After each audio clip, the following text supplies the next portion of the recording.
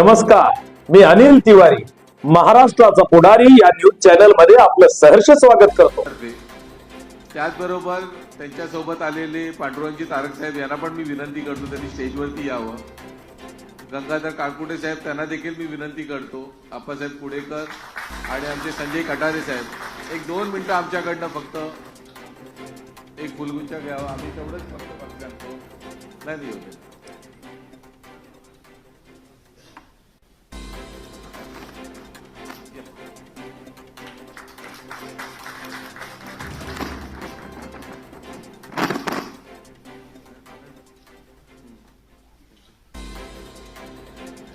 आले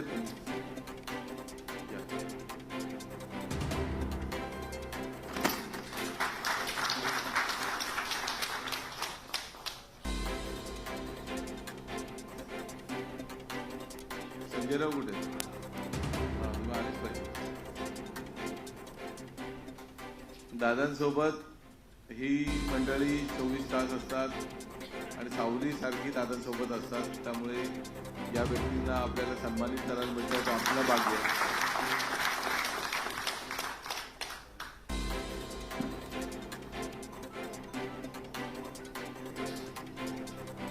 त्यानंतर पवार साहेबांना देखील मी विनंती करतो.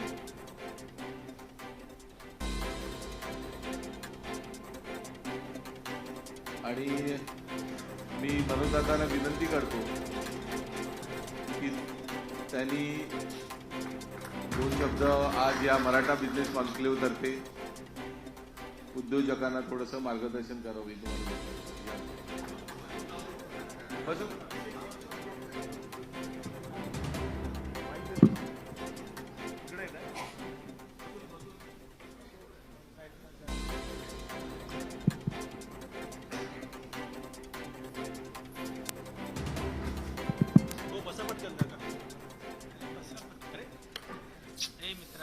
सगळ्यांना जय शिवराय. छत्रपती शिवरायांच्या चरणी नतमस्तक होऊन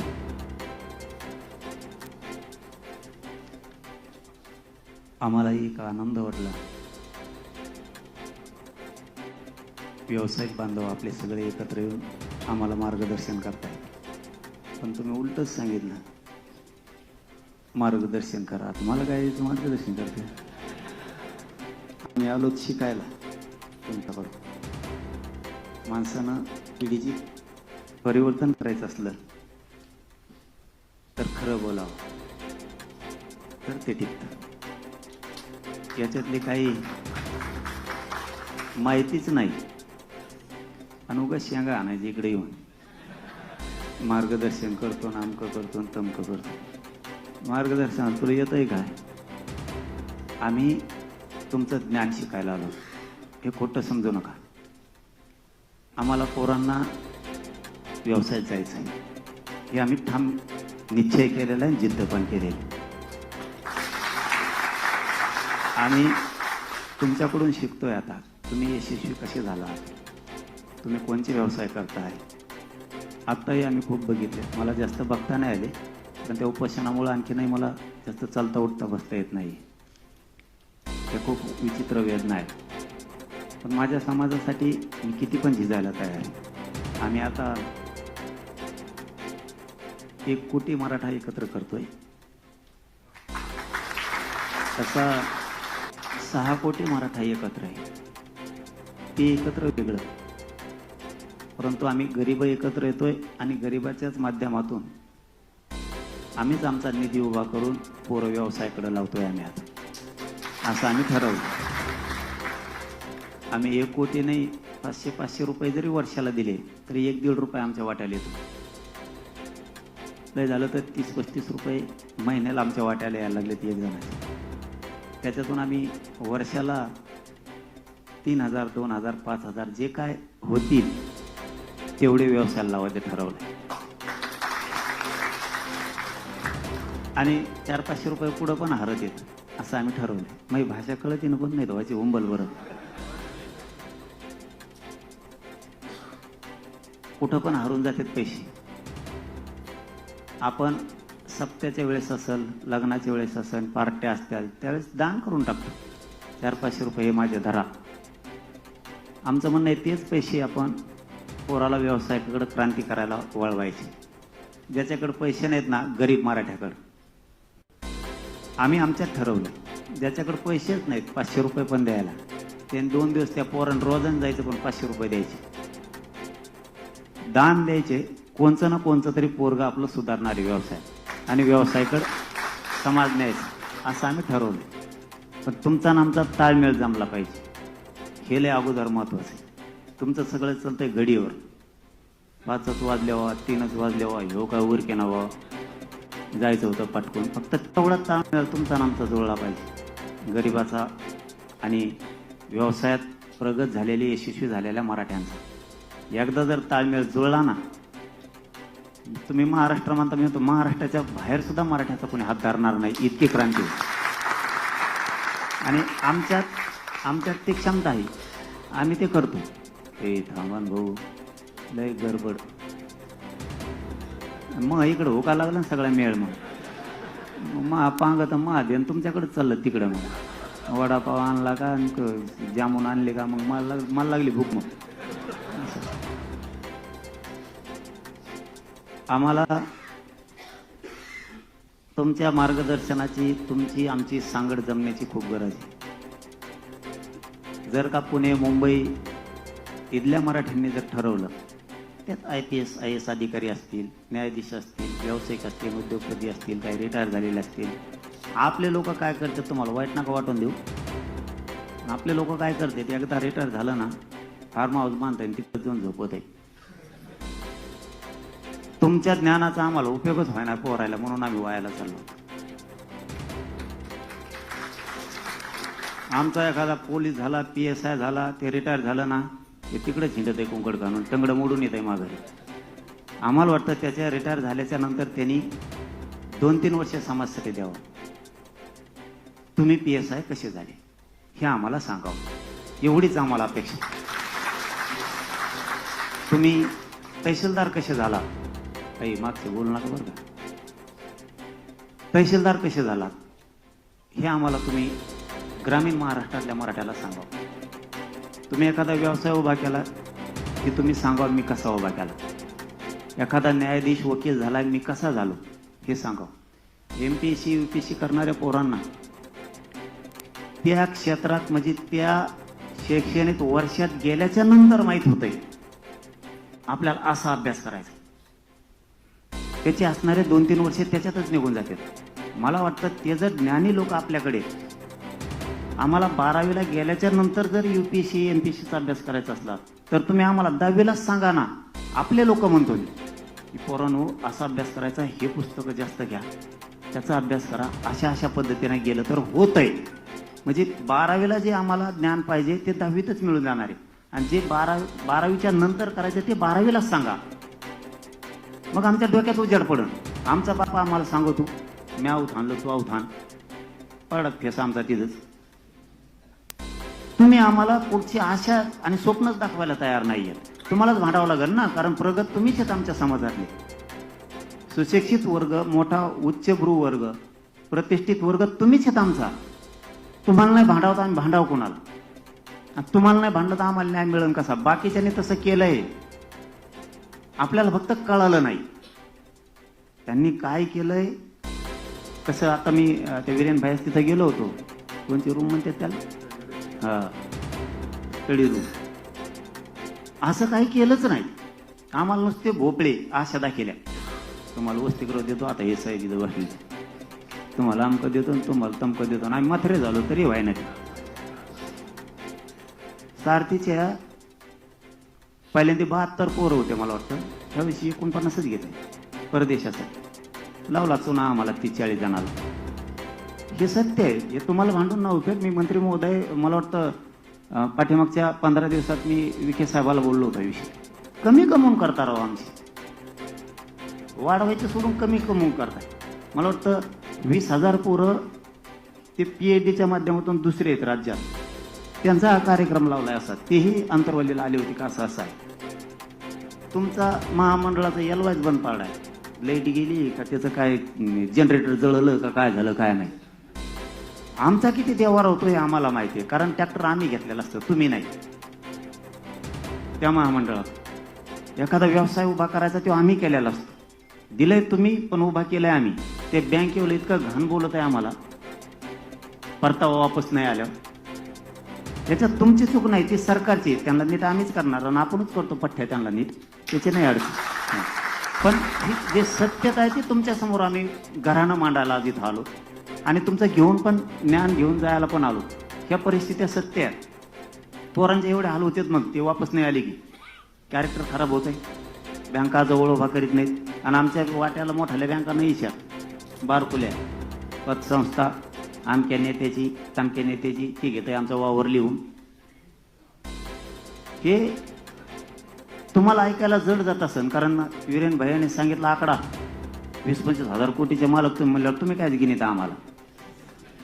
तुम्हाला आकडा चिल्लर वाटतोय, पण आमच्यासाठी ते घेतलेले 2 लाख 5 लाखाचं कर्ज आमच्या किती मानगुटीवर बसतंय, नरड्यावर पाय देतंय ना, ते आम्हाला माहीत राहतं. कारण खेड्यात आम्ही फिरतो, खेड्यातले पोरं आम्हाला सांगते. तुम्हाला एखाद्या माझ्या नाही का, मी समजा एखाद्या घोडे लावतो, तुमच्यासारख्या ते वाईट वाटतं. माझी ती चीड निर्माण होते. माझ्या समाजाचा आशेला लावलं आणि वाटोळं केलं म्हणून आम्ही तसं बोलतो. आम्ही काय संस्कारहीन नाही आहेत, आम्हाला काय संस्कार नाही आहेत असं नाहीये. ते पोरं ज्यावेळेस आमच्यापाशी येऊन रडतात ना, त्यावेळेस मग आम्हाला आमचं तळपायचं मस्तकाला जाते. आम्हाला प्रत्येक वेळेस तुम्ही नुसतं प्रचंड मोठं स्वप्न दाखवतात बंगला आणि त्याच्यावर पत्रेही पडत नाही, म्हणून आमचं जास्त नुकसान होतं. आमची जास्त अपेक्षा नाहीये तुमच्याकडं म्हणजे आता राज्यातले तुमच्यासारखे सगळे आले. कुणी रिटायर झालेले असतील, कुणी रनिंग चालू असतील, यांनी ज्ञान पुरवावंच एवढी आमची अपेक्षा आहे. त्याच्याशिवाय पर्यायच नाहीये. पोरं डेव्हलपच होत नाहीत त्याच्याशिवाय. आता झालंय नाही असं नाही, आम्ही पण नाकारीत नाहीत. आता ह्या 2 वर्षात आपल्या अधिकारी पण मदत करायले, त्यांचं खरंच कौतुक करतो आम्ही मनापासून की आता ते मदत करायले, सांगायले. पहिले ते हात दाखायच्या आधीच आमच्या गाडीची पावती पाडत होती. पांढरे कपडे आरटीओ दिसला की 700 गेलेच. म्हणजे तिथून उदाहरण सांगतो की आता उद्योगपतीपासून राजकीय नेत्यांपासून सगळ्या पक्षातल्या मराठ्यांच्या सगळ्या व्यावसायिकांपासून अधिकाऱ्यांपर्यंत सगळे आता मदत करायला लागलेत. पण आता एक आपल्यावर सुद्धा बाजू आहे. त्यांची बाजू आपण सांगितली. ज्यावेळेस आपले अधिकारी, आपले व्यावसायिक, आपले उद्योगपती, आपले राजकीय मराठ्यांचे नेते ज्यावेळेस आपल्याला बळ देतात ना, त्यावेळेस आपली सुद्धा समाज म्हणून सगळ्यांची जबाबदारी असते त्या अधिकाऱ्याच्या पाठीशी ताकदीनं उभा राहायचं. मग त्याला कोणी धक्का लावित नाही. आपलं बी असं आहे, आपलं काम झालं का आपण म्हणतो मरून तिकडे ते अधिकारी, दुसऱ्या पर्यंत ते मदत नाही करत. आपल्याला सुद्धा बाकीच्यांचं शिकावं लागणार आहे. ते चुकलं आधी तरी त्याचे पाठराखण करतात, आपले पाठराखण करत नाहीयेत, म्हणून तीही धाडस करत नाही. ज्या दिवशी दोघांना कळलं की तेही आपल्या मदतीला ताकते नाहीत, आपण त्यांच्या मदतीला ताकते नाहीत, त्यावेळेस आपण समाज 100% परिवर्तनाकडे नेणार. जसं की उदाहरण सांगतो आणि थांबतो तुम्हाला. जसं की प्रत्येकाला वाटत होतं, तो विषयला नाहीये पण मला आता सांगणं गरजेचं आहे. प्रत्येकाला वाटत होतं आरक्षणच मिळणार नाही. प्रचंड मोठे क्रांती मोर्चे झाले आणि समाज पूर्ण खचला की आता आरक्षण मिळेल का नाही व्हावं, इतके मोर्चे निघून आपण पोरांनी जिद्द लावली. आरक्षण तर घ्यायचं, जे व्हायचं असेल ते पण आरक्षण घ्यायचं. 58 लाख का होईना नोंदी मिळाल्या का नाही. गेले की मराठी कुणबीत ओबीसी आरक्षणात. आता पश्चिम महाराष्ट्रात सुद्धा जी आचारसंहिता संपली की सातारा संस्थांचं गॅजेटियर, तुमचं कोल्हापूरचं, औंध आणि पुणे संस्थांचं गॅजेटियर, हे सुद्धा अहवाल बनवायला लावलाय. मी आताच पाठीमागच्या आठवड्यातच शंभूराजी देसाई साहेबाला शिवेंद्रराज साहेबाला बोललो की ते मागत होता, त्यांनी सांगितलं बनवणं सुरू आहे. पुण्याच्या आयुक्त साहेबाला सुद्धा बोललो, समाजाच्या लेकराचं हित आहे आमच्या त्याच्यात, ते करा, तेही होणार आहे. मग आमच्या लक्षात आलं की आता मराठवाडा चाललाय, पश्चिम महाराष्ट्र चाललाय, शिंदे समिती याच्यात मला 6 महिन्यात वर्षाच्या पूर्ण आपण आरक्षणात 100% घालून टाकू. पण आता पुढं पोरं शिकणारे सुशिक्षित बेकारला मोठे, तर आपण काय केलं पाहिजे, तर आपण व्यवसायाकडे पोरं नेऊ, हे आम्ही ठरवलं. परत बँकाचा प्रॉब्लेम आलाच, आपलेच पैसे उभा करून आपलेच देऊन टाकू, जाऊ दे तिकडे, असं आम्ही ठरवले. आता त्याला काही तुम्हाला जोड द्यायची असं ज्ञानी लोकांना तर द्या, पण आम्ही ठरलेलं तुम्हाला सांगतो. आत्ता सांगणार नव्हतो, पण तुम्ही एवढे मोठे बघितल्यावर मला एकदम निघाला नाही म्हणून मी सांगून टाकतो. दादा त्याला काय ठेवा, काय लपून तरी पोर ठेवा. मग आम्ही ठरलं होतं समजा एखाद्याला 5 लाखात व्यवसाय उभा राहतो, एखाद्या पोराचा. खेड्यात खूप झाले ते, त्याला 5-10 लाख रुपये दिले, 3-4 लाखात चांगला व्यवसाय त्याचा उभारत दिले.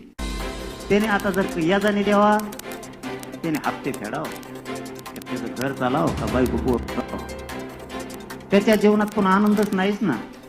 कर्जच देऊन टाकायचे पैसे. किमान त्या गावातला समाज तरी म्हणून या समाजाने तुला व्यवसायाला अमुक अमुक पैसे दिले होते तरी तू सुधारला नाहीस. पैसे फेडायला ताण राहिला का? फक्त त्याला 5 लाख हातात नाही द्यायचे कॅश बंडल, नाही ते घरापोच उडीत असतो लगेच. त्याला जी व्यवसाय करायचा त्या वस्तू घेऊन द्यायची. मला वाटतं आपण जर असं केलं तर ही जोड खूप मोठा होईल. आणि इमानदारीनं जर केलं ना, समाज कमी पडत नाही. हे मी 2 वर्षात बघितलं.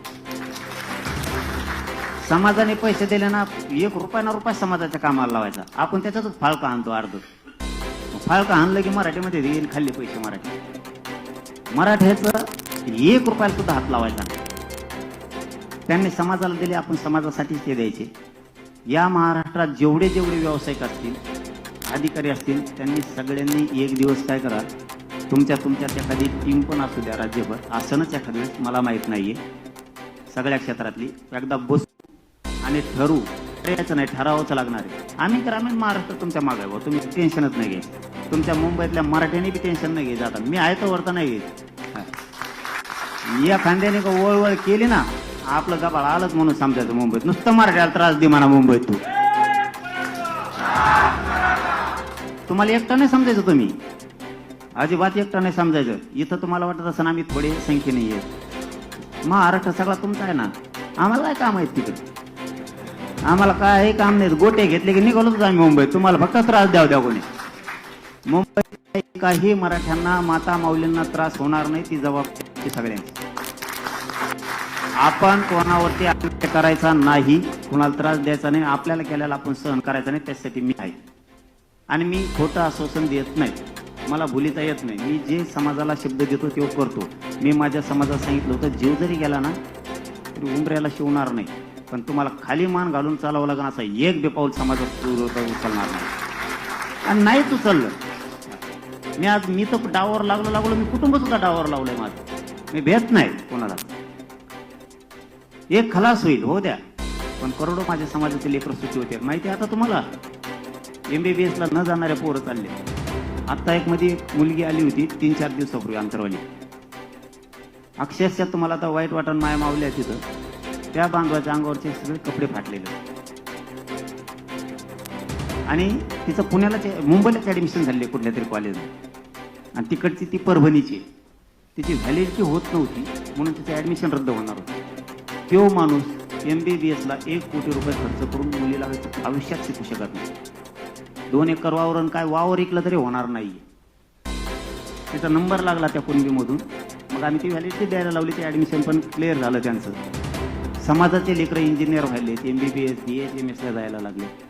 पोलीस भरतीत चाललेत, आरोग्य क्षेत्रात चाललेत. जेवढे क्षेत्र आहेत तेवढ्या क्षेत्रात आपली लेकीबाळी चालल्या. याच्यापेक्षा मला दुसरा आनंदच नाहीये. माझ्या समाजाच्या लेकराच्या चेहऱ्यावर आनंद दिसतोय ना, बस आपला त्याच्यात आनंद म्हणून चालतो. मी पैसे कमायच्या भानगडीत पडतच नाही.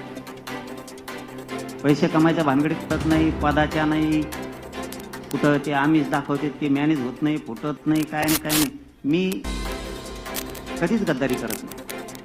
मी स्तुती नाही करायला लागलो माझी. म्हणून माझ्या समाजाला मिळालं नसतं. मी एकटा सुखी राहिलो असतो. मरणाचे पैसे दिले असते सरकारने मला. हे चाबरे येतं. मरणाच्या नोटाचे बंड आणून दिले असते मला.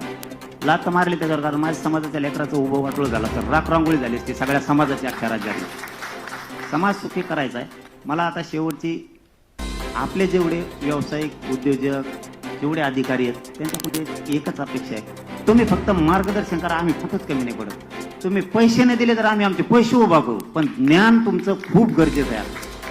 नसता काहीच होऊ शकत नाही. हे नुसतं काय होणार, भाषण, कृती काहीच नाही.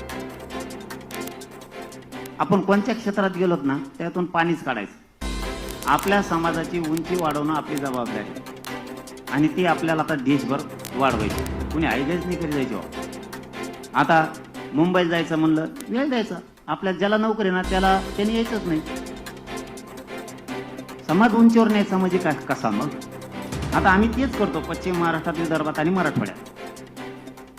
नोकरीला आहे ना, तो एक गाडी आहे तो याजवळ दी मुंबईला पाठव, तुला नाही तर सासर पाठव, ते मोकळे नोकरीवाल्याने भाऊ येत आपल्याला हे करावंच लागणार आहे. जसं की तुम्ही संकल्पना चांगली केली ती की एक लढायला जात होता तसं एक आता बिझनेसमध्ये द्यायचा आणि एक शेतीत घेणे घ्यायला. शेती चांगलं आहे म्हणजे ही संकल्पना आम्हाला आवडी. फक्त आम्हाला वाटतं तुम्ही वापर करा ज्ञानी लोकांनी. आमच्याजवळ एकजूट झालीच ना, आम्हाला ज्ञानाची जोड द्या. आमच्याजवळ आहे तसं थोडं. काहीला वाटतं आम्ही येडे तर चौथे नापास आहे. तुला पालतं उलतं गेलं काय करतो चौथे नापासाला, काय काय तसं म्हणतात काही का म्हणा ना. पण मी माझ्या समाजाला पुढे नेलं आणि सगळ्या अधिकाऱ्यांचा खरंच मला स्वाभिमान वाटतो. रच्ची येऊन भेटते, जागृत झाले, त्यांचं रक्त रच्चे कपडे काढी दे आणि साध्या कपडे येते त्या तुमच्या इकडे चड्ड्या घालून, त्याला काय म्हणते ते बरमुडे का काय. हा, आणि मला दिवसभर ओळखू येतो, संध्याकाळी ओळखूच येत नाही. म्हणलं तुम्ही कोण, ते म्हणले मग दिवसभर नव्हतं मी पण येतच नाही आलं, मग आता रच्ची भेटायला आलो. हे स्वाभिमान वाटतो आम्हाला. हे सांग ऐकायला तुम्हाला वेगळं वाटतं पण आम्हाला स्वाभिमान वाटतं की आमचा समाज सगळा आता खरबडून तळागाळातला जागा झाला.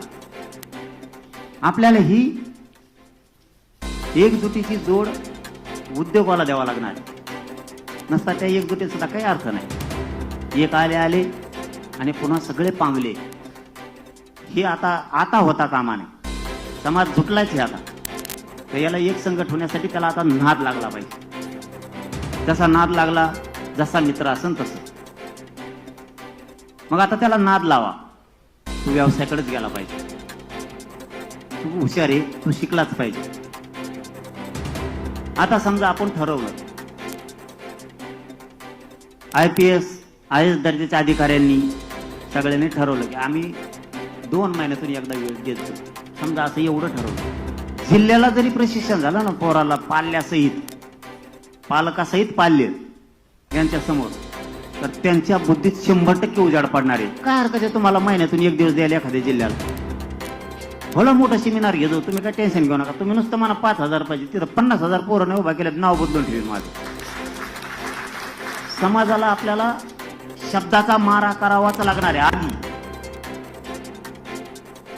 शब्दाचा मारा केला तरच तो पैसा आपण उभा केलेला योग्य रीतीने योग्य मार्गावर जाणार. त्याच्यावर शब्दाचा माराचा नाही झाला आणि त्याला व्यवसाय काय करायचा हे सांगितलंच नाही आपण, ते नासून टाकणार.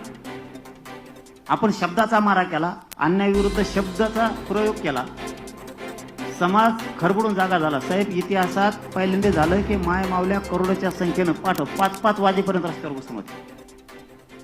कारण आपण मुख्य ठिकाणीच वार केला आणि लोकांना वाटलं की आता लेकरं बाळ सुधारणं गरजेचं आहे. लोकांनी राजकारण सुद्धा सोडून दिले.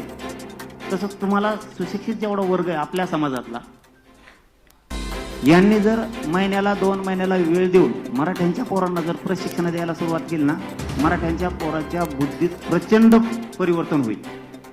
आणि मग त्याच्या लक्षात येईल आम्हाला काहीच माहित नाही तुम्ही कोणता व्यवसाय करता. आम्हाला जर माहित झालं तुम्ही सामान्य हवरे साहेब सामान्य बाबा पहिले, आता बिल्डिंग बांधायला लागले, आपल्या पोराला हळूहळू नाद लागत. एक समाज आहे, मी त्याचं नाव नाही सांगत तुम्हाला. जर एखादा इंजिनियर पोरग झालं तर त्यांचा जर समाजातला व्यावसायिक जर असला, तो काय करतो हे सांगायला लागलो मी. आपला इंजिनियर असला तर आपले माणसं काय करतात, त्याला कागदावर काय शेवाडायला ठेवतात. म्हणजे त्याला काय म्हणते, डिझाईन काढायला, एखादी बिल्डिंग कशी बांधायची किंवा काय. ज्या क्षेत्रातला इंजिनियर असेल त्या क्षेत्राबद्दल बोलतोय. लागली नोकरी त्याला, ते तसं नाही करत. आपले असं करते. ते काय करते, तू इंजिनियर आहे ना, तुला माझ्याकडे एवढेच पैसे राहणार, त्याच्यापेक्षा त्या 10 खोल्याचं स्ट्रक्चर मी घेतलेलं आहे, तूच बांधेव पहिल्यापासून खालपासून वरपर्यंत, बघ नफा किती राहतोय. ते म्हणले त्याच्यात त्याला 1.5 कोटी रुपये राहते. म्हणजे त्यांनी इंजिनियर सुद्धा व्यावसायिक म्हणून उभा केला आणि आपण इंजिनियर म्हणून आपल्या बिल्डिंगवर ठेवला. त्यांनी मला ते सांगितलेलं, मला इतकं हे झालं ना, अरे म्हणलं असं आहे का काय. आणि तुमचे लोक असं करतात म्हणजे ते सांगितलं. आणि हे सत्य पण आहे बऱ्याच जागेवर. आपल्या हातात आहे. आपण काय करायचं. आता हे वकील बसलेले समजा नाही तर सगळे तुटून पडतात त्यांच्यावर, ती बसलेली ती. एखादा वकील जर शिकवाला तर 4 वर्ष इकडे ढोकरू गेले, ते नाही. पुसायला अमुक तमुक काय जे असेल ते, त्यांच्यातले काही लोक असं करतात डायरेक्ट त्याच्या हातात केस देते एखादी लगेच घरी केस. एक तर जेच कसं आहे हे ज्ञान त्याला कळतं, मागं पुढं व्हायला लागलं तर त्याचा गुरु कोण वकील आहे ना किंवा मदतीला जातो नंतर, पण त्याच्या हातावर सोपवून देते. आपल्याला ते पण आपल्या पोरांच्या बद्दल करावं लागणार आहे, त्याच्या खांद्यावर जबाबदारी ढकलून द्यायची. ऑटोमॅटिक ज्ञान येतच आणि आपले लोक प्रगतीकडे हळूहळू जातात. आपण ज्ञान आपल्याजवळ साठवून ठेवतो, समाजाला देत नाहीत आतापर्यंत, त्याच्यामुळे सुद्धा आपण बरीच पिछाट आपली झाली. इथून पुढे द्यावं ही अपेक्षा आहे. आम्ही तुमच्या सोबत आहेत, आम्हाला जितकं ज्ञान देता येईल तितकं द्या. आम्ही तर तुम्हाला काय मार्गदर्शन करू शकत नाही, पण एक मात्र माझ्याकडे जेवढं मार्गदर्शन आहे तेवढं सांगतो, देशात समाजाची प्रतिष्ठा 100% मी वाढवणार, ही जबाबदारी माझ्याकडे. जिथपर्यंत मराठी आहेत तिथपर्यंत त्यांच्या पाठीशी ताकदीने उभा राहणार. आणि तुमच्या लेकरा बाळाला जे आयुष्याचं आरक्षण लागतंय, आयुष्याची रोजीरोटी त्याला भाकरी म्हणतात, ते द्यायला मनोज जरांगे एक इंच सुद्धा मागे सरकणार नाहीये. मग वेळेप्रसंगी जीव गेला तरी चालत. जे माझ्या कुवतीप्रमाणे आहे ते द्यायला मी हटत नाही. समाजाचं रक्षण करायला पक्का आहे, तेही करतो, 2-3 भाषात करतो आणि भाषा नसतं कळत तर दुसऱ्याच्यात बी करतो. बऱ्याच जणाला माहिती आहे, जे हसते त्यांना माहिती आहे. आपल्याकडे सगळं आपण बी एवढा कच्चा तालमीतला नाहीये, लय पक्का आहे. फक्त आम्हाला तुमच्या महाराष्ट्रातल्या सगळ्या ज्ञानी लोकांची आता मात्र गरज आहे, कारण आम्हाला गरिबाच्या पोरांना व्यवसायाकडे यायचंय म्हणजे यायचं, हे आम्ही ठाम निर्णय केलेला. तुम्हाला पुन्हा वीरेन भाईला आणि मुंबईच्या सगळ्या टीमला खूप खूप मनापासून शुभेच्छा देतो. थांबतो. सगळ्यांना मानाचा जय शिवराय.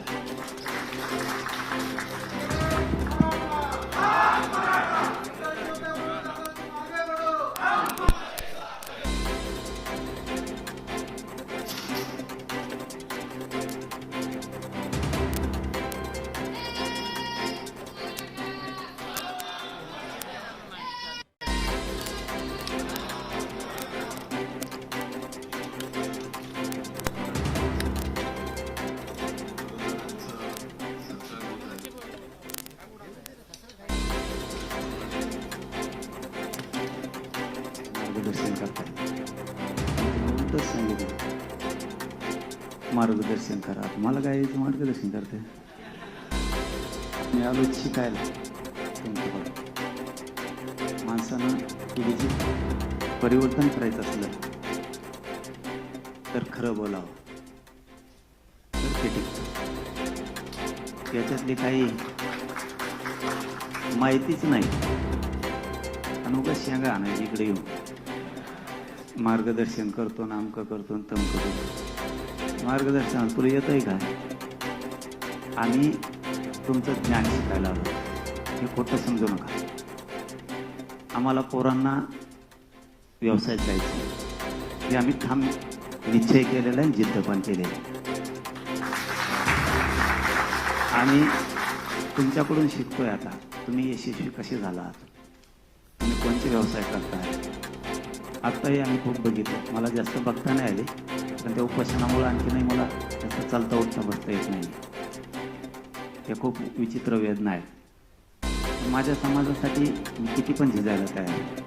आम्ही आता 1 कोटी मराठा एकत्र करतोय, तसा 6 कोटी मराठा एकत्र, ते एकत्र वेगळं.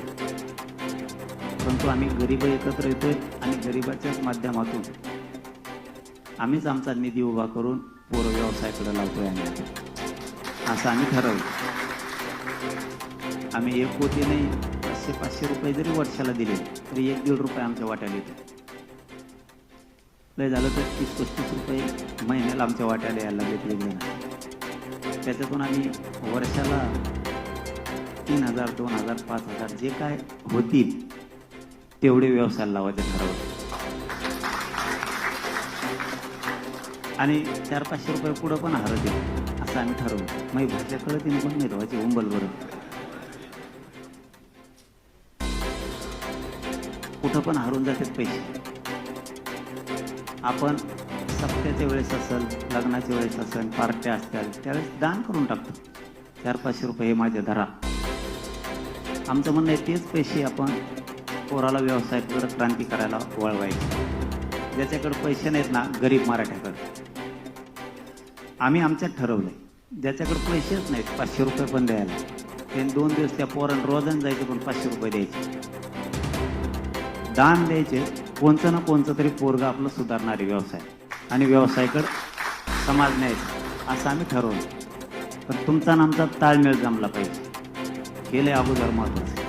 तुमचं सगळं चालतंय घडीवर, 5च वाजल्यावा 3च वाजल्यावा ह्यो का उरके नावा जायचं होतं पटकून. फक्त तेवढा ताळमेळ तुमचा आणि आमचा जुळला पाहिजे, गरिबाचा आणि व्यवसायात प्रगत झालेले यशस्वी झालेल्या मराठ्यांचा. एकदा जर ताळमेळ जुळला ना, तुम्ही महाराष्ट्र म्हणता, मी महाराष्ट्राच्या बाहेर सुद्धा मराठ्याचा कोणी हात धरणार नाही, इतकी क्रांती. आणि आमच्यात ती क्षमता आहे, आम्ही ते करतो. हे सामान भाऊ लय गडबड, मग इकडं होका लागला ना सगळा मेळ.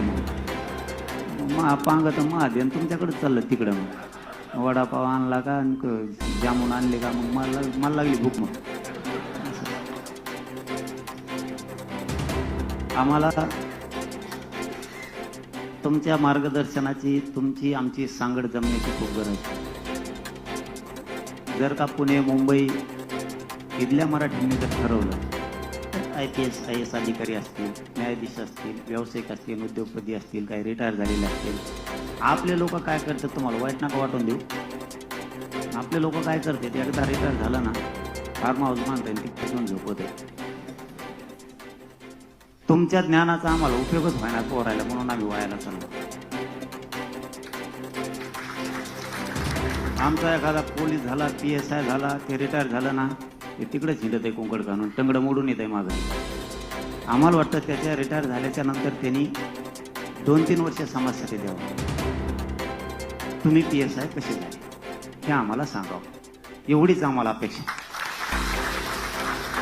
तुम्ही तहसीलदार कसे झालात, काही मागचे बोलू नका बरं. तहसीलदार कसे झालात हे आम्हाला तुम्ही ग्रामीण महाराष्ट्रातल्या मराठ्याला सांगा. तुम्ही एखादा व्यवसाय उभा केला की तुम्ही सांगा मी कसा उभा केला. एखादा न्यायाधीश वकील झाला मी कसा झालो हे सांगा. MPSC UPSC करणाऱ्या पोरांना त्या क्षेत्रात म्हणजे त्या शैक्षणिक वर्षात गेल्याच्या नंतर माहीत होतंय आपल्याला असा अभ्यास करायचा. त्याचे असणारे 2-3 वर्षे त्याच्यातच निघून जाते. मला वाटतं ते जर ज्ञानी लोक आपल्याकडे, आम्हाला 12वीला गेल्याच्या नंतर जर UPSC MPSCचा अभ्यास करायचा असला तर तुम्ही आम्हाला 10वीलाच सांगा ना.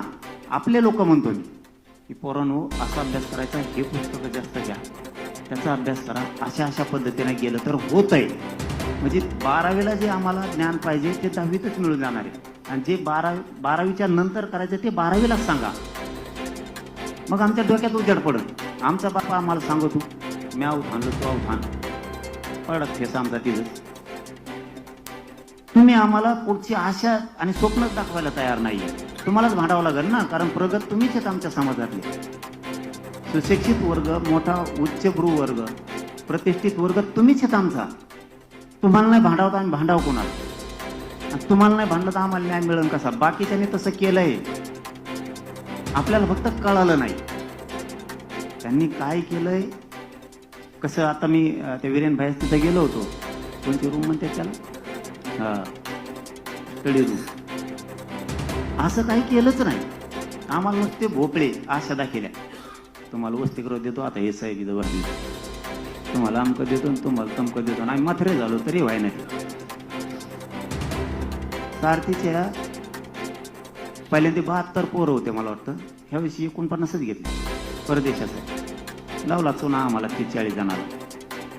हे सत्य आहे, हे तुम्हाला भांडून ना उपयोग. मी मंत्री महोदय मला वाटतं पाठीमागच्या 15 दिवसात मी विखे साहेबाला बोललो होतो विषयी.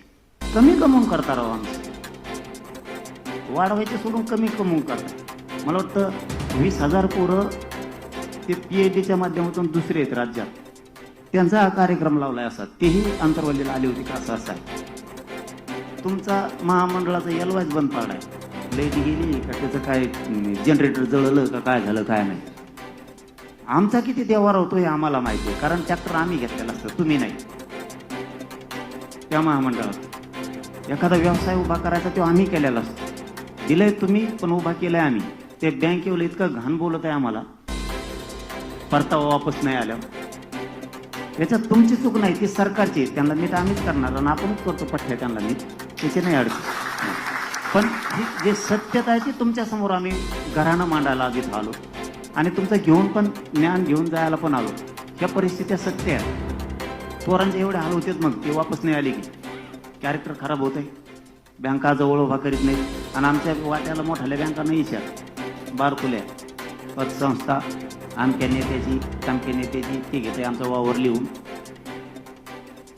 हे तुम्हाला ऐकायला जड जात असेल, कारण वीरेन भैयाने सांगितला आकडा 20-25 हजार कोटीचे मालक तुम्ही म्हणल्यावर तुम्ही काय गिनीत आम्हाला. तुम्हाला आकडा चिल्लर वाटतोय, पण आमच्यासाठी ते घेतलेले 2 लाख 5 लाखाचं कर्ज आमच्या किती मानगुटीवर बसतं, नरड्यावर पाय देतंय ना ते आम्हाला माहित राहतं. कारण खेड्यात आम्ही फिरतो, खेड्यातले पोरं आम्हाला सांगते. तुम्हाला एखाद्याच माझ्या नाही का, मी समजा एखाद्याच घोडे लावतो तुमच्यासारख्या ते वाईट वाटतं, माझी ती चीड निर्माण होते. माझ्या समाजाचा आशेला लावलं आणि वाटोळं केलं म्हणून आम्ही तसं बोलतो. आम्ही काय संस्कारहीन नाहीये, आम्हाला काय संस्कार नाहीयेत असं नाहीये. ते पोरं ज्यावेळेस आमच्यापाशी येऊन रडतात ना त्यावेळेस मग आम्हाला आमचं तळपायचं मस्तकाला जाते. आम्हाला प्रत्येक वेळेस तुम्ही नुसतं प्रचंड मोठं स्वप्न दाखवतात बंगला आणि त्याच्यावर पत्रेही पडत नाही, म्हणून आमचं जास्त नुकसान होतं. आमची जास्त अपेक्षा नाहीये तुमच्याकडं म्हणजे आता राज्यातले तुमच्यासाठी सगळे आले.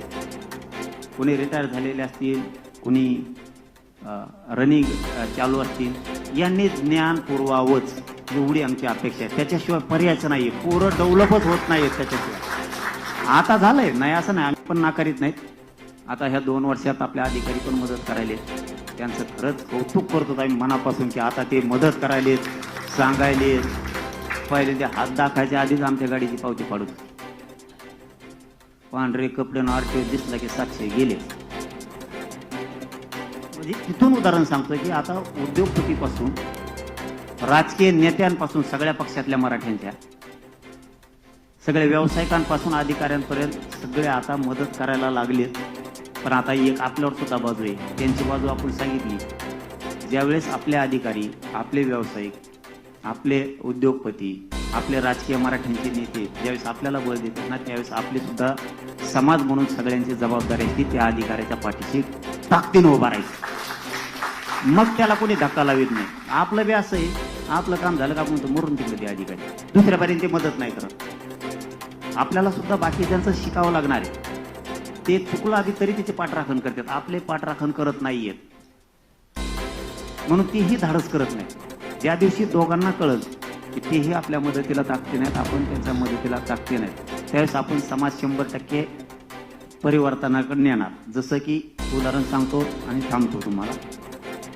जसं की प्रत्येकाला वाटत होतं, तो विषयला नाहीये पण मला आता सांगणं गरजेचं आहे. प्रत्येकाला वाटत आरक्षणच मिळणार नाही. प्रचंड मोठे क्रांती मोर्चे झाले आणि समाज पूर्ण खचला की आता आरक्षण मिळेल का नाही व्हावं, इतके मोर्चे निघून आपण पोरांनी जिद्द लावली. आरक्षण तर घ्यायचं आहे, जे व्हायचं असेल ते होईन पण आरक्षण घ्यायचं. 58 लाख का व्हायना नोंदी मिळाल्या का नाही, गेले की मराठी कुणबी ओबीसी आरक्षणात. आता पश्चिम महाराष्ट्राचा सुद्धा जी आचारसंहिता संपली की सातारा संस्थांचं गॅजेटियर, तुमचं कोल्हापूरचं, औंध आणि पुणे संस्थांचं गॅजेटियर हे सुद्धा अहवाल बनवायला लावलाय. मी आताच पाठीमागच्या आठवड्यातच शंभूराज देसाई साहेबाला ना शिवेंद्रराज साहेबाला बोललो की ते मागं ठुतान, त्यांनी सांगितलं बनवणं सुरू आहे. पुण्याच्या आयुक्त साहेबाला सुद्धा बोललो, समाजाच्या लेकराचं हित आहे आमच्या त्याच्यात, ते करा, तेही होणार आहे. मग आमच्या लक्षात आलं की आता मराठवाडा चाललाय, पश्चिम महाराष्ट्र चाललाय, शिंदे शक्ती, त्याच्यात मला 6 महिन्यात वर्षाच्या पूर्ण आपण आरक्षणात 100% घालून टाकू. पण आता पुढं पोरं शिकणारे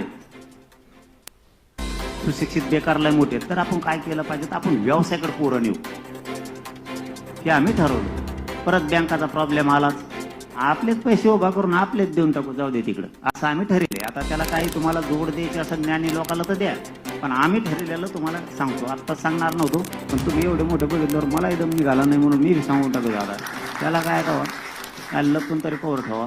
मग आम्ही ठरलं होतं समजा एखाद्याला 5 लाखात व्यवसाय उभा राहतो, एखाद्या पोराचा खेड्यात खूप झाले ते त्याला 5-10 लाख रुपये दिले, 3-4 लाखात चांगला व्यवसाय त्याचा उभारा तू दिले. त्याने आता जर याजाने द्यावा, त्याने हप्ते फेडाव, त्याचं घर चालाव का बायको पोटाव, त्याच्या जीवनात पण आनंदच नाहीच ना. कर्जच देऊन टाकायचे पैसे. किमान त्या गावातला समाज तरी म्हणून या समाजाने तुला व्यवसायाला अमुक अमुक पैसे दिले होते तरी तू सुधारला नाहीस. पैसे फेडायला ताण राहिला का? फक्त त्याला 5 लाख हातात नाही द्यायचे कॅश बंडल, नाही ते घरापोच जसं उडीत असतो लगेच. त्याला जी व्यवसाय करायचा त्या वस्तू घेऊन द्यायच्या. मला वाटतं आपण जर असं केलं तर ही जोड खूप मोठा होईल. आणि इमानदारीनं जर केलं ना, समाज कमी पडत नाही. हे मी 2 वर्षात बघितलं. समाजाने पैसे दिले ना, 1 रुपया ना रुपया समाजाच्या कामाला लावायचा. आपण त्याच्यातच फाळका आणतो अर्ध. फाळका आणलं की मराठीमध्ये येईल खाल्ले पैसे. मराठ्याचं 1 रुपयाला सुद्धा हात लावायचा. त्यांनी समाजाला दिले, आपण समाजासाठीच ते द्यायचे. या महाराष्ट्रात जेवढे जेवढे व्यावसायिक असतील, अधिकारी असतील, त्यांनी सगळ्यांनी एक दिवस काय करा, तुमच्यात एखादी टीम पण असू द्या राज्यभर, असणच एखाद्या वेळेस मला माहीत नाहीये, सगळ्या क्षेत्रातली एकदा बस आणि ठरवू. यायचं नाही, ठरावंच लागणार आहे. आम्ही ग्रामीण महाराष्ट्रात तुमच्या मागे आहे, तुम्ही टेन्शनच नाही घ्यायचं. तुमच्या मुंबईतल्या मराठ्याने बी टेन्शन नाही घ्यायचं. आता मी आहे तर वरता नाही घ्यायचं. या खांद्याने का वळवळ केली ना, आपलं गबाळ आलंच म्हणून समजायचं. मुंबईत नुसतं मराठ्याला त्रास दे म्हणा. मुंबईत तुम्हाला एकटं नाही समजायचं. तुम्ही अजिबात एकटं नाही समजायचं. इथं तुम्हाला वाटत असं आम्ही थोडे संख्येने येत. महाराष्ट्र सगळा तुमचा आहे ना. आम्हाला काय काम आहे तिकडे? आम्हाला काय काम नाही. गोटे घेतले की निघालोच आम्ही मुंबईत. तुम्हाला फक्त त्रास द्याव कोणी. मुंबईत काही मराठ्यांना, माता माऊलींना त्रास होणार नाही. ती जबाबदारी सगळ्यांना. आपण कोणावरती अन्याय करायचा नाही, कोणाला त्रास द्यायचा नाही. आपल्याला केल्याला आपण सहन करायचं नाही. त्यासाठी मी आहे. आणि मी खोटं आश्वासन देत नाही. मला भुलीता येत नाही. मी जे समाजाला शब्द देतो ते करतो. मी माझ्या समाजाला सांगितलं होतं, जीव जरी गेला ना तरी उंबऱ्याला शिवणार नाही, पण तुम्हाला खाली मान घालून चालावं लागणार. असा एक बेपाऊल समाजात उचलणार नाही. आणि नाहीच उचललं. मी तर डावावर लागलो. मी कुटुंब सुद्धा डावावर लावलंय माझं. मी भेट नाही कोणाला. एक खलास होईल, हो द्या. पण करोडो माझ्या समाजाचे लेकर सुखी होते. माहिती आता तुम्हाला, MBBS ला न जाणारे पोरं चालले. आता एक मध्ये मुलगी आली होती 3-4 दिवसापूर्वी अंतरवाली. अक्षरशः तुम्हाला आता वाईट वाटण, माया मावल्या तिथं. त्या बांधवाच्या अंगावरचे कपडे फाटलेले. आणि तिचं मुंबईलाच ऍडमिशन झाली कुठल्या तरी कॉलेजमध्ये. आणि तिकडची ती परभणीची. तिची व्हॅलिडिटी होत नव्हती म्हणून तिचं ऍडमिशन रद्द होणार होतं. तो माणूस MBBS ला 1 कोटी रुपये खर्च करून मुलीला आयुष्यात शिकू शकत नाही. 2 एकर वावरून काय वावर ऐकलं तरी होणार नाही. तिचा नंबर लागला त्या कुणबीमधून. मग आम्ही ती व्हॅलिडिटी द्यायला लावली. ते ऍडमिशन पण क्लिअर झालं त्यांचं. समाजाचे लेकरं इंजिनियर व्हायले, MBBS BS ला जायला लागले. पोलीस भरतीत चाललेत, आरोग्य क्षेत्रात चाललेत. जेवढे क्षेत्र आहेत तेवढ्या क्षेत्रात आपली लेकीबाई चालल्या. याच्यापेक्षा मला दुसरा आनंदच नाहीये. माझ्या समाजाच्या लेकरावरच्या चेहऱ्यावर आनंद दिसतोय ना, बस आपला त्याच्यात आनंद म्हणून चालतो. मी पैसे कमायच्या भानगडीत पडतच नाही. पैसे कमायच्या भानगडीत पडत नाही, पदाच्या नाही. कुठं ते आम्हीच दाखवते, ते मॅनेज होत नाही, फुटत नाही, काय नाही. मी कधीच गद्दारी करत नाही. ती स्तुती नाही करायला लागलो माझी. म्हणून माझ्या समाजाला मिळालं नसतं. मी एकटा सुखी राहिलो असतो. मरणाचे पैसे दिले असते सरकारने मला. हे चाबरे येतं. मरणाच्या नोटाचे बंडलाचे बंड लावून दिले असते मला.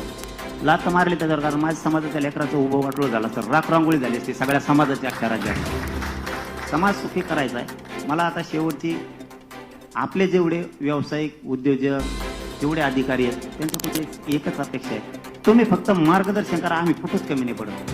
तुम्ही पैसे नाही दिले तर आम्ही आमचे पैसे उभा करू, पण ज्ञान तुमचं खूप गरजेचं आहे.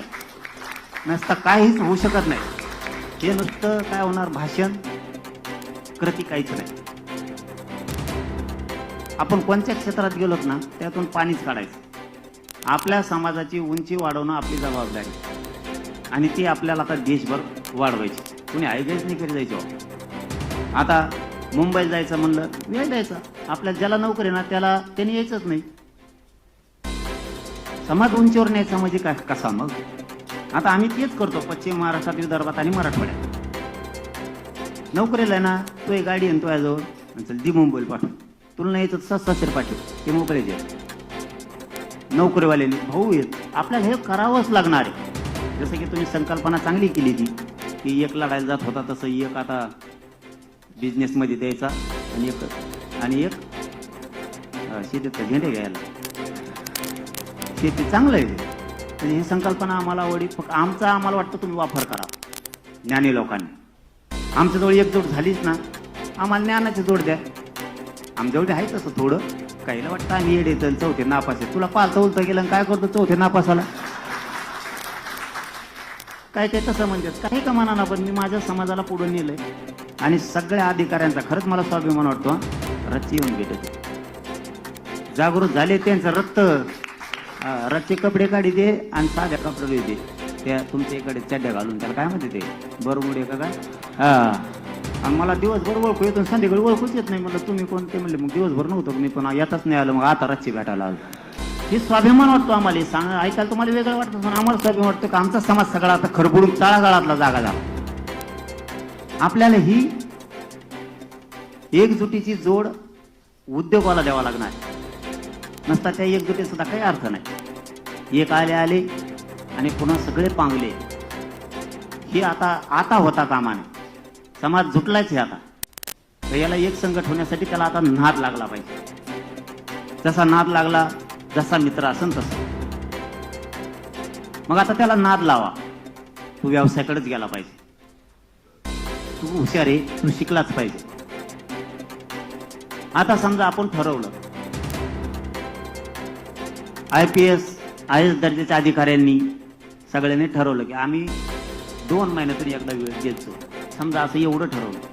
जिल्ह्याला जरी प्रशिक्षण झालं ना पोराला, पालकासहित पाल्य यांच्या समोर, तर त्यांच्या बुद्धीत 100% उजाड पडणार आहे. काय हरकत आहे तुम्हाला महिन्यातून एक दिवस द्यायला एखाद्या जिल्ह्याला? भलं मोठं सेमिनार घेतो, तुम्ही काय टेन्शन घेऊ नका. तुम्ही नुसतं मला 5,000 पाहिजे, तिथं 50,000 पोरं नाही उभा केल्यात, नाव बदलून ठेवीन माझं. समाजाला आपल्याला शब्दाचा मारा करावाच लागणार आहे. आधी शब्दाचा मारा केला तरच तो पैसा आपण उभा केलेला योग्य रीतीनं योग्य मार्गावर जाणार आहे. त्याच्यावर शब्दाचा मारा तर नाही झाला आणि त्याला व्यवसाय काय करायचा हे सांगितलंच नाही आपण, ते नासून टाकणार. आपण शब्दाचा मारा केला, अन्यायाविरुद्ध शब्दाचा प्रयोग केला, समाज खरबडून जागा झाला. साहेब, इतिहासात पहिल्यांदा झालं की माय मावल्या करोडोच्या संख्येनं 5-5 वाजेपर्यंत रस्त्यावर घुसमट. कारण आपण मुख्य ठिकाणीच वार केला आणि लोकांना वाटलं की आता लेकरं बाळ सुधारणं गरजेचं आहे. लोकांनी राजकारण सुद्धा सोडून दिले. तसंच तुम्हाला सुशिक्षित जेवढा वर्ग आहे आपल्या समाजातला, यांनी जर महिन्याला 2 महिन्याला वेळ देऊन मराठ्यांच्या पोरांना जर प्रशिक्षण द्यायला सुरुवात केली ना, मराठ्यांच्या पोरांच्या बुद्धीत प्रचंड परिवर्तन होईल. आणि मग त्याच्या लक्षात येईल, आम्हाला काहीच माहित नाही तुम्ही कोणता व्यवसाय करता. आम्हाला जर माहित झालं तुम्ही सामान्य आहेत, हवरे साहेब सामान्य आहेत बाबा पहिले, आता बिल्डिंग बांधायला लागेल, आपल्या पोराला हळूहळू नाद लागेल. एक समाज आहे, मी त्याचं नाव नाही सांगत तुम्हाला, जर एखादा इंजिनियर पोरग झालं तर त्यांचा जर समाजातला व्यावसायिक जर असला, तो काय करतो हे सांगायला लागलो मी. आपला इंजिनियर असला तर आपले माणसं काय करतात, त्याला कागदावर काय शेवाडायला ठेवतात. म्हणजे त्याला काय म्हणते, डिझाईन काढायला, एखादी बिल्डिंग कशी बांधायची किंवा काय, ज्या क्षेत्रातला इंजिनियर असेल त्या क्षेत्राबद्दल बोलतो. लागली नोकरी त्याला, ते तसं नाही करत. आपले असं करते, ते काय करते, तू इंजिनियर आहे ना, तुला माझ्याकडे एवढेच पैसे राहणार, त्याच्यापेक्षा त्या 10 खोल्याचं स्ट्रक्चर मी घेतलेलं आहे, तूच बांधेव पहिल्यापासून खालपासून वरपर्यंत, बघ नफा किती राहतोय. ते म्हणले त्याच्यात त्याला 1.5 कोटी रुपये राहते. म्हणजे त्यांनी इंजिनियर सुद्धा व्यावसायिक म्हणून उभा केला आणि आपण इंजिनियर म्हणून आपल्या बिल्डिंगवर ठेवला. त्यांनी मला ते सांगितलेलं, मला इतकं हे झालं ना, अरे म्हणलं असं आहे का काय, आणि तुमचे लोक असं करतात म्हणे. ते सांगितलं आणि हे सत्य पण आहे बऱ्याच जागेवर. आपल्या हातात आहे, आपण काय करायचं. आता हे वकील बसलेले समजा नाही तर सगळे तुटून पडतात त्यांच्यावर, ती बसलेली ती. एखादा वकील जर शिकवाला त्या 4 वर्ष इकडे ढोकरू गेली, ते नाही पुसायला अमुक तमुक काय जे असेल ते त्यांच्यातले काही लोक असं करतात डायरेक्ट त्याच्या हातात केस देते त्या लगेच घरी केस. एक तर जेच कसं आहे हे ज्ञान त्याला कळतं, मागं पुढं व्हायला लागलं तर त्या प्रत्येकाच्या मनामनातील मातीच्या कणाकणातील आपल्या व आपल्या हक्काची ललकारी महाराष्ट्राचा पुढारी पाहण्यास विसरू नका.